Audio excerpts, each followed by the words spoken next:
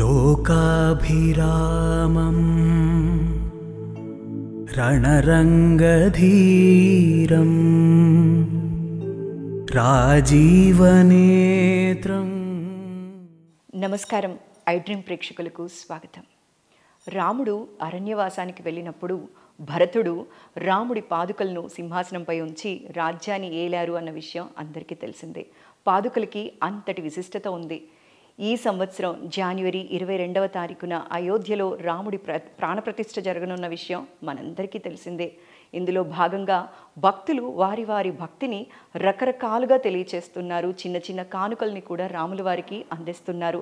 అందులో భాగంగా అయోధ్య భాగ్యనగరం సీతారాముల సేవా ట్రస్ట్ వారు రాముల వారికి పాదుకల్ని సమర్పించారు.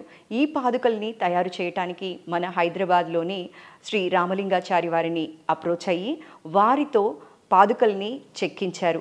వారితో మనం ఇవాళ ఉన్నాం. వారితో మాట్లాడి మరిన్ని విషయాలు తెలుసుకుందాం. నమస్కారం అండి. నమస్కారం అండి.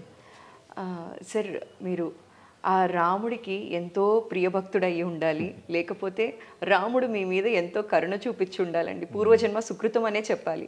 రామ పాదుకలు తయారు చేయాలి అంటే మాత్రం ఆ రాముడి ఆజ్ఞ లేనిదే చేయలేము అని అంటారు. ఆయన ఆయన ఆయన ఆజ్ఞ లేకుండా ఒక్క సేవ కూడా చేయించుకోరంట. మంచినీళ్ళు మనం ఆయనకి ఇవ్వాలి అంటే కూడా ఆయన ఆజ్ఞ ఉండాలి అని అంటారండి. అలాంటిది ఆ రాముల వారికి మీ చేతుల మీదుగా పాదుకలు సమర్పించడం, మీరు చేయటం అనేది మీకు ఎలా అనిపిస్తోందండి? ఇది పూర్వజన్మ సుకృతమైన ఉంటుంది. తర్వాత ఇంకొకటి వచ్చేసి ముఖ్యమైన విషయం ఏంటంటే శ్రీరామచంద్ర వారు మాకు ఇచ్చిన వరం అది. మాతో వాళ్ళు ఆయన పాదాలకు పాదుకలు చేయించుకోవడం మాకు ఒక వరం అనమాట. అది స్వామివారు ఇచ్చిన వరమే ఉంది కనుకనే మేము ఇది చేయగలిగినాం.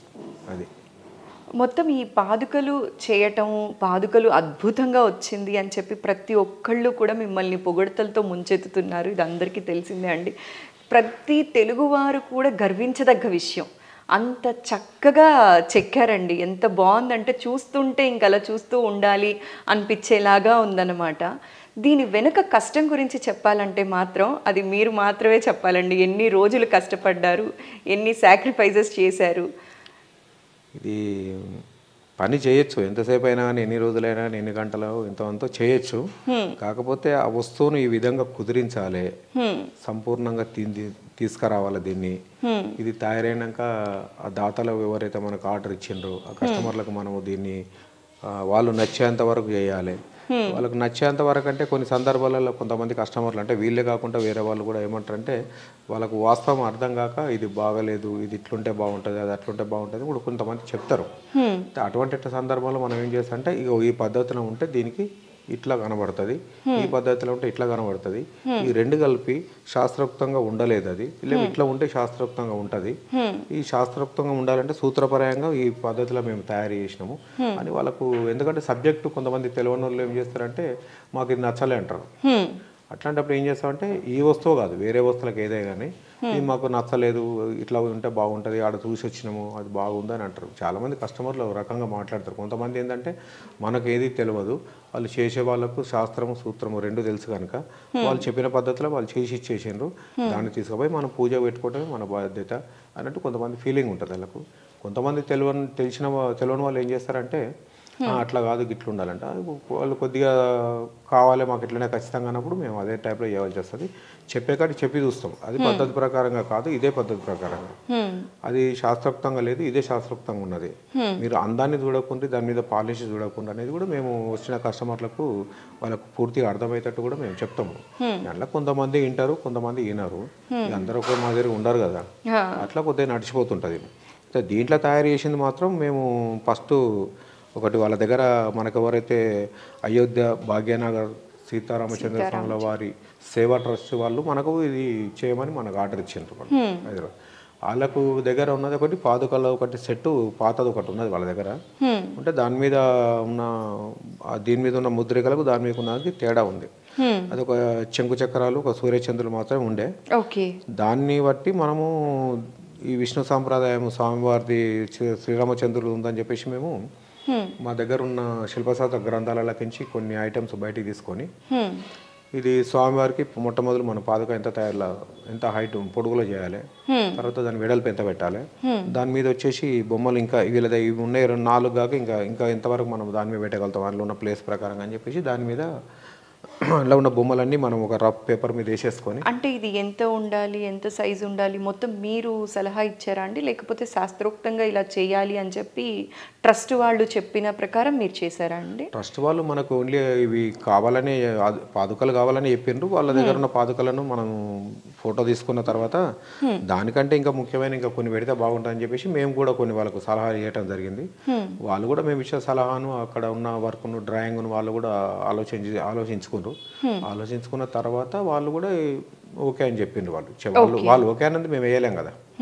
వాళ్ళు మనం వేసిన ఫిగర్లు బొమ్మలు మొత్తం చూసుకున్న తర్వాత వాళ్ళు అడిగిండ్రు ఇవి ఖచ్చితంగా ఉండవలసిందేనా, ఇది ఉంటే మరి అంటే నేను ఇది విష్ణు సాంప్రదాయానికి సంబంధించిన బొమ్మలే కనుక అవన్నీ పెట్టుకుంటే మనకు శాస్త్రోక్తంగా అంతా సెట్ కుదురుతుంది, మనకి ఇబ్బంది లేదని నేను చెప్పినాక వాళ్ళు అంతా విన్నారు. మ్యాటర్ అంతా విన్న తర్వాతనే వాళ్ళు సరే బాగానే ఉంది చేయండి అన్న. వాళ్ళు నచ్చంది మనం ఏం చేయం, వాళ్ళకి నచ్చి ఎందుకంటే చేయించుకున్న వాళ్ళ ఉద్దేశం ఎట్లుంటే మేము కూడా అదే పద్ధతి ప్రకారం తయారు చేసి చేయవలసి వస్తుంది. కానీ వాళ్ళు ఏదో చెప్తే మనం ఇంకోటి ఏదో చేస్తే వాళ్ళ మనసును నొక్కించడం, ఇటు శాస్త్రాన్ని పాటిస్తూ అటు వాళ్ళని నొప్పించకుండా ఇటు చూడటానికి బాగుండేలాగా అవుట్పుట్ ఇవ్వడం అనేది మాత్రం కత్తి మీద సామనే చెప్పాలండి. ఏం లేదు అందులో విషయం ఏముంటుంది, మనము ఒక పద్ధతి ప్రకారం మనం ఈ సబ్జెక్టు ప్రకారం మనం దాన్ని తీసుకొచ్చి ఆ సబ్జెక్టు సంబంధించిన స్టోరీకి ఇట్లా ఉంటుంది ఇది సంగతి అని వాళ్ళకి మనం చెప్పిన తర్వాత వాళ్ళు అర్థం చేసుకున్నారు. సరే అంటేనే ఇక దాన్ని పూర్తి కార్యక్రమం ఇది మాస్టర్ పీస్. ఇది ఇప్పుడు మీరు చూసేది మాస్టర్ పీస్. దీనితోటే మనకు అయోధ్య పోయిన శ్రీరామచంద్రవాడి పాదుకలు తయారైనాయి. మొదలు ఇది తయారవుతుంది. ఫస్ట్ పేపర్ మీద డ్రాయింగ్ అయిన తర్వాత ఆ పేపర్ను ఈ రేకు మీద అంటించినాక ఈ ఉబ్బెత్తులు మొత్తం నగాషి పని డెప్త్ వర్క్ అంతా తీసుకున్న తర్వాత దీన్ని బట్టి మనం పంచలోహం క్యాస్టింగ్ చేసినాం. ఈ పీస్ మాస్టర్ పీస్. ఇది ఈ మాస్టర్ పీస్ చేయడానికి ఎన్ని రోజులు పట్టిందండి? ఇది డ్రాయింగ్ పూర్తి చేసుకున్న తర్వాత ఈ డ్రాయింగ్ను అందులో సెట్ చేయడానికనే 2 రోజులు పైనే పట్టింది మాకు. ఎందుకంటే ఒక దగ్గర ప్లేస్ ఎక్కువ తక్కువ కాకుండా ఒకదానికి ఒకటి సెట్ అయ్యేటట్టు చూసుకొని వేయడము చెడపడము అంతా సెట్ అయిన తర్వాత వాళ్ళకి పంపించినాక వాళ్ళు ఓకే అన్నంత వరకు ఇప్పుడు దీనికి ఒక్కదానికి దాదాపు మనకు 20 రోజుల దాకా పట్టింది టైం. ఓకే, దీనికి ఒక్కదానికి 20 రోజులు పట్టింది. ఇంకా పాదుకలు చేయడానికి ఎన్ని రోజులు పట్టింది? దానికి ఒక 20 రోజులు దానికి పట్టింది. ఎందుకంటే దీనికి టైం బాగా తీసుకుంటుంది. ఎందుకంటే ఇది మాస్టర్ పీస్ ఒకటి తయారైన తర్వాత ఆ పీస్ మీద ఇంకా మన వేరే ఆలోచన ఏమి ఉండదు, మనకి ఫినిషింగ్ చేసే ఆలోచన ఒకటే ఉంటుంది. కానీ దీని మీద తయారు చేయడానికే దీన్ని ఎట్లా తయారు చేయాలి ఆలోచన దీని మీద ఉంటుంది. దాని మీద ఏం లేదు, దాని మీద ఒకటి ఫినిషింగ్ ఆలోచన ఒకటి బంగారం ఎక్కించుడు అదే ఉంటుంది. కానీ మొట్టమొదటి ఆలోచన అంతా దీని మీదనే ఉంటుంది. ఎందుకంటే ఇది ఎట్లా తయారైతే అది అట్లా తయారవుతుంది. ఇది పర్ఫెక్ట్ తయారు కాకపోతే అది కూడా కాదు. దీంట్లో సబ్జెక్ట్ రాంగ్ ఉందంటే అలా కూడా వచ్చేస్తుంది. ఇది ఒక మాస్టర్ పీస్. దీన్ని బట్టి అవి ఎన్నైనా తయారు చేసుకోవచ్చు. తర్వాత వచ్చేసి అది తయారు కావడానికి కారణం ముఖ్యంగా ఇది అనమాట. ఇది దీనికి టైం బాగా తీసుకుంటుంది దానికంటే. మొత్తం ఇందులో ఎన్ని లోహాలు అనేవి వాడారండి? ఇప్పుడు ఇదేమో మామూలుగా బ్రాసే. మీరు చూసిన ప్యాటర్న్ వచ్చేసి ఇది అచ్చు ఒక మన ఓన్లీ బ్రాస్ షీట్. ఇది అయితే ఇది తయారైన తర్వాత వాళ్ళని తోటి మేము డిస్కషన్ చేసింది ఏంటంటే మరి ఇప్పుడు ఏ మెటల్ మీరు క్యాస్టింగ్ చేయాలంటారు కదా, ఏ మెటల్ చేపిస్తారు? ఇత్తడి, రాగి, వెండి, బంగారము, పంచలోహము ఇవన్నిట్లతో తయారవుతుంది కదా. మరి మీరు దేనికి ప్రిఫరెన్స్ ఇస్తారు, మరి దేనితో మీరు చేపియాలనుకుంటారు అనేది మనం వాళ్ళతోని చర్చించినప్పుడు వాళ్ళు ఆలోచన చేసుకొని ఏం చేశారంటే మనము రాగిలో మొత్తం టోటల్గా మెయిన్ మెటల్ అంటే ప్రధానమైన లోహము రాగి. ఆ రాగిలో మనము పంచలోహం తయారు చేసుకుందాము. పంచలోహంతో మిక్సింగ్ చేసుకున్న తర్వాత అది పంచలోహం కిందికి వస్తుంది. అప్పుడు ఆ పంచలోహానికి మనము ఫినిషింగ్ అంతా అయిపోయిన తర్వాత బంగారం ఎక్కించుకుందాం అన్నాడు. సరే అని అదే పద్ధతిలో మేము ఆయనకు చేసి ఇచ్చినాం. ఈ లోహాలన్నీ కూడా మీరు స్వయంగా కొన్నారా లేకపోతే వాళ్ళే మొత్తం ఇచ్చారా అండి? లోహాలన్నీ కూడా ఒక రాగి ఒకటి మాది. ఈ పంచలోహము, బంగారము, పాతరసము ఇవన్నీ కాస్ట్లీ ఐటమ్ ఇవన్నీ. ఎందుకంటే ఇప్పుడు దాంట్లో 2 తులాల బంగారం కొనాలన్నా 1,30,000 కావాలి. ఇది పంచలోహంలో కావాలన్నా 1 తులం బంగారం కావాలన్నా కానీ ఇలా 60-70 కావాలి. అట్లా మరి వెండి కావాలన్నా 1 కిలోనో 200 గ్రాములు వెండి కలపాలన్నా కానీ దానికి 13,000 కావాలి. అంత కాస్ట్లీ ఐటమ్ మనము మేము చేసేది మేకింగ్ తీసుకున్నప్పుడు ఆ మెటల్ ఏందో కాస్ట్లీ మెటల్ కనుక మనం వాళ్ళకు ఉపయోగపడమే కరెక్ట్. అది ఎందుకంటే మరి ఇప్పుడు వాళ్ళు 2 తులాలు కలుపుకుంటారా 10 తులాలు కలుపుకుంటారా అది వాళ్ళ ఇష్టం. లేదు వెండి 1/4 కిలో కలుపుకుంటారా కిలో కలుపుకుంటారా అది వాళ్ళ ఇష్టం. అందుకని చెప్పేసి మేము ఏం చేసినామంటే మేము మొదలే చెప్పినాం లోహాలకు సంబంధించిన విషయం మొత్తం మీరు కవర్ చేసుకోండి, మీరు చూసుకోండి. ఈ రాగి ప్రధానమైన లోహం రాగిలో కావాలంటారు కనుక అదొకటి నేను నేను పెట్టుకుంటా. దాదాపు 15 కేజీలు అంటే 15,000 అనుకోరాదు. ఓకే, దానికి నేను భరిస్తా, ఇది మీరు భరించండి అంటే సరే అని చెప్పేసి అదే పద్ధతిలో మేము మాట్లాడుకున్నాం. దానికి సంబంధించిన పంచలోహానికి సంబంధించిన లోహాలు మెయిన్ బంగారము, వెండి. ఓకే, తర్వాత వచ్చేసి ఇక ఆ నుంచి పాతరసం, అంటే పాతరసం అంటే మెర్కురీ. ఆ పాతరసం మనము అయోధ్యమైన పాదాలకు పైన బంగారం ఎక్కించే ముంగల ఈ పాతరసం ఎక్కించినాకనే మనము దాని మీద ఇది ఎక్కిస్తాం. ఏంటిది మన బంగారం ఎక్కించే ముంగల పాతరసం ఎక్కించినాకనే బంగారం ఎక్కిస్తాం. ఓకే. అయితే ఈ పాదుకలు తయారు చేయడానికి మీకు 50 రోజులు పట్టింది అని అన్నారు. రెండు అంటే ఈ మాస్టర్ పీస్ తోటి అన్ని కలిపి 50 రోజులు అయితే మీరు పూర్తిగా దీని మీద కూర్చున్నారు, వర్క్ చేశారు, అన్ని చేశారు. ఎంతమంది చేశారండి మీతో పాటు? డ్రాయింగ్ కాంచి మొదలుపెట్టి ఫినిషింగ్ వర్క్ టోటల్గా అంతా మాస్టర్ వర్క్ అంతా నేనే చేసుకుంటాను. అది దానికి బఫింగ్ కానీ లేకపోతే ఏమైనా ఫైలింగ్ చేయనికే అక్కడ ఏమైనా డీప్ దింపనికి అటువంటిది మా పనులు మా వర్క్ షాప్లో ఉన్న కళాకారులు ఎవరైతే ఉన్నారో వాళ్ళందరితో కలిపి ఒక 6 మెంబర్ వరకు దీంట్లో పాల్గొనడం జరిగింది. ఓకే, ఒక 6 మంది కళాకారులము ఈ టోటల్గా తయారైపోయేంత వరకు 6 మంది కళాకారులు అందులో పాల్గొన్నారు. అయితే ఈ 50 రోజులు కూడా మిగతా పనులన్నీ పక్కన పెట్టి ఓన్లీ దీని మీద మాత్రమే కూర్చున్నారు, అవి కూడా బ్యాలెన్స్ చేస్తూ చేశారండి? అంటే ఇప్పుడు ఒక వర్క్ జరిగేటప్పుడు అందరూ ఉండవలసి వస్తుంది, ఒక వర్క్ జరిగేటప్పుడు ఎవరితో లేని ఒక్కనే చేయవలసి వస్తుంది, లేదా ఇంకొక 2 చేతి కింద ఉండవలసి వస్తుంది. అట్లా కొన్ని పనులు వేరే పనులు చేసినాము, ఇది చేసుకుంటా కూడా వేరే పనులు చేసినాము. కాకపోతే కొన్ని సందర్భాలలో 5-6 మంది కూడా అవసరం.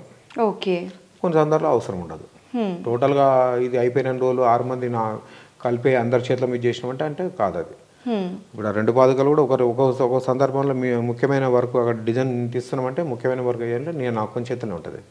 మిగతా వర్క్ ఏమైనా మామూలు వర్క్ ఉన్నప్పుడు పక్క వాళ్ళను మనం తీసుకుంటాం చేతి కిందకి, ఆ టైప్లో నడుస్తుంది. దీనికి ఇది మీకు లోహాలన్నీ కూడా మనకి ట్రస్ట్ వాళ్ళు ఇచ్చినప్పటికీ కూడా ఇది మీరు సేవా కార్యక్రమం లాగే చేశారా అండి? 50 రోజులు కూడా ఇది చెక్కినందుకు కానీ చేసినందుకు కానీ, లేకపోతే వాళ్ళు మీకు ఏమన్నా ఆఫర్ చేశారా? సేవా కార్యక్రమం అంటే వాళ్ళు లోహాలు ఇచ్చినాక మేము సేవా కార్యక్రమం చేసినామంటే దానికి ఖరీదు తీసుకోకపోతే సేవా కార్యక్రమం అవుతుంది. వాళ్ళ దగ్గర మేము 65,000 తీసుకున్న తర్వాత సేవా కార్యక్రమం కాదు, అది డబ్బులు తీసుకొని చేసి ఇచ్చినట్టే. కాకపోతే ఏంటంటే దాన్ని కాస్ట్లో చాలా తక్కువ తీసుకున్నాం, చాలా తక్కువ తీసుకున్నాము.